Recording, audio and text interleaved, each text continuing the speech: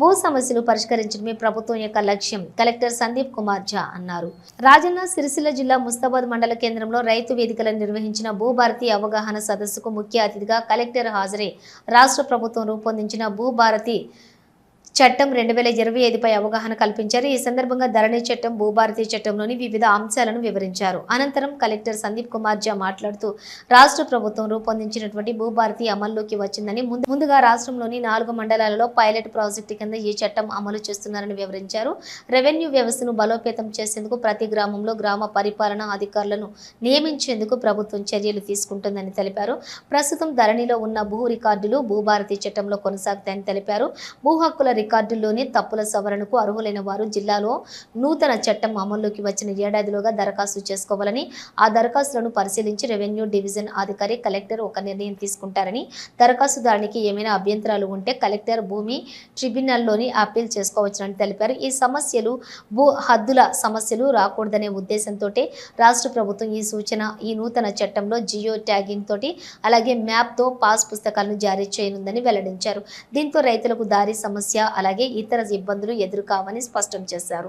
అన్ని అర్హతలు ఉండి కూడా భూ సమస్యతో ఇబ్బందులు పడుతున్నటువంటి వారికి భూభారతి చట్టంతో ఎంతో మేలు చేకూరుతుందని తెలిపారు. అర్హులందరూ కూడా చట్టాన్ని సద్వినియోగం చేసుకుని హక్కులను పొందాలని కలెక్టర్ పేర్కొన్నారు. ఈ కార్యక్రమంలో RDO Radhabai, market committee chairperson Talari Rani, cess director Anjireddy, tahsildar Suresh, RI Raghu, అధికారులు, తాజా మాజీ ప్రజా ప్రతినిధులు తదితరులు పాల్గొన్నారు.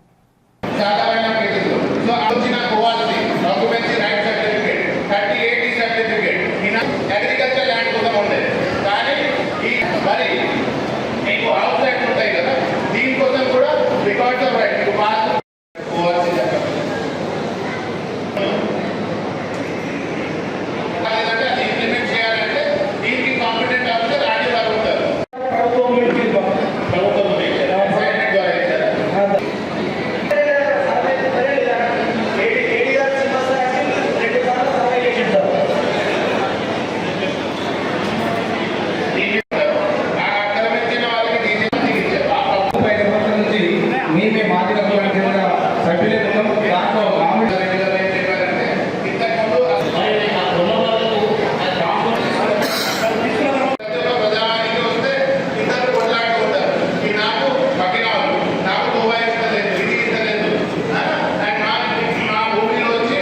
నిర్మాణం